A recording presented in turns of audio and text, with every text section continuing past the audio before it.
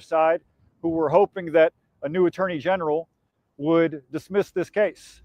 And what I want to do is send a message that that's not going to happen, that I am the new attorney general, and we're going to continue with this case because it's a very straightforward matter of an agreement being broken. Pactiv agreed upon receiving millions of dollars that they would maintain the operation of this facility. They failed to live up to their end of the agreement. I, as the Attorney General, am going to hold them to account. We're going to continue with this litigation until we get a fair outcome for the state and for the people of Canton. Happy to talk about anything you'd like to talk about. On that JMAC money, you're talking about the $12 million. Yeah. Ongoing efforts to get it back. Let's assume you get it back at some point. Where would that money go? How would you use that money? Would it be a benefit here in Canton? That depends on the terms of the settlement and the manner in which it ultimately resolves. My intention, my hope, and in discussions with some staff, our intention is to get as much of that money here to Canton as possible.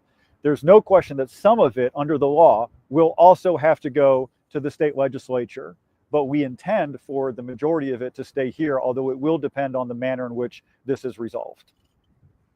So could you give us an update on where things currently stand in that lawsuit?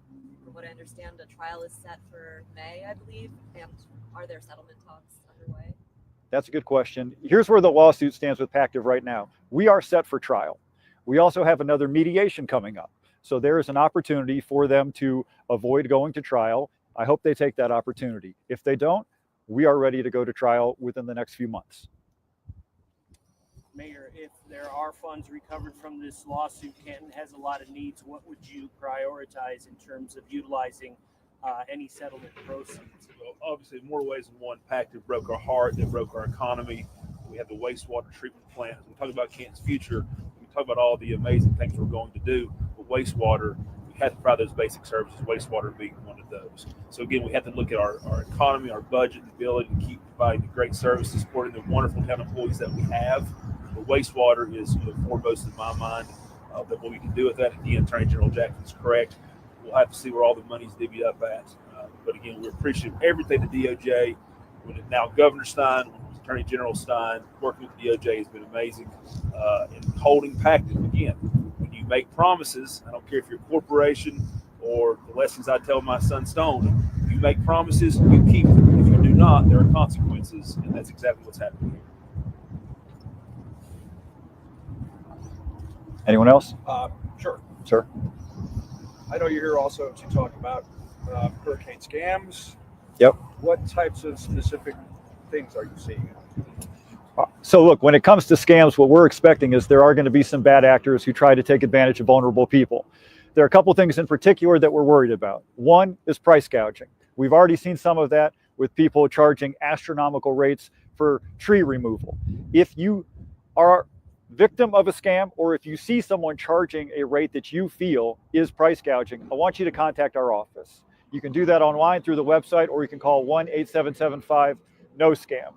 The second type of scam that we're really worried about is people claiming that they have special access to relief money.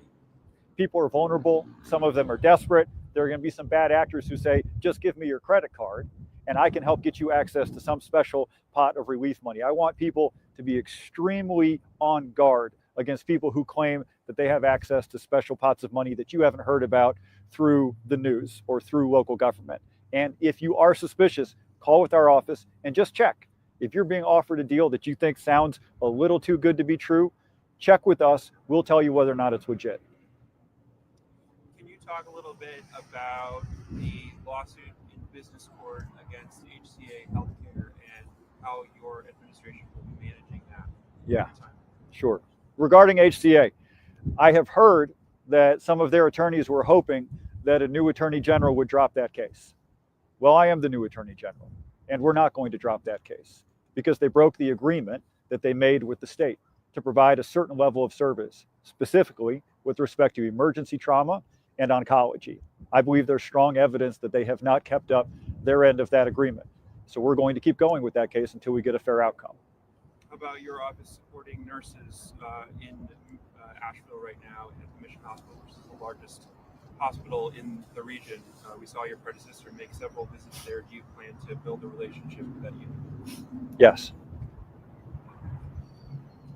Back to Pactive, there have been reports that Pactive finally paid its tax bill that it had been owing to the town and the county for a while. Might either of you be able to confirm that and what led to that development? Yes, that is true. Again, when you're for the deed transfer, you have to pay those taxes. In my understanding, those taxes have been paid to the town of Canton and to Haywood County.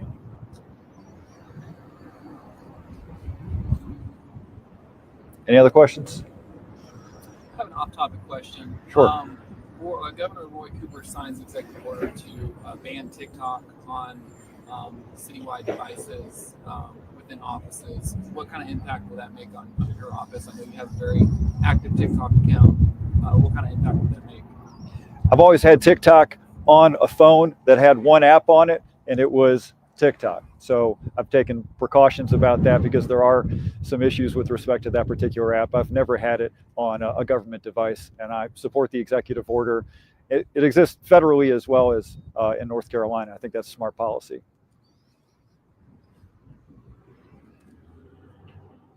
Anyone else? I appreciate your time very much. Thank you. Thanks, y'all.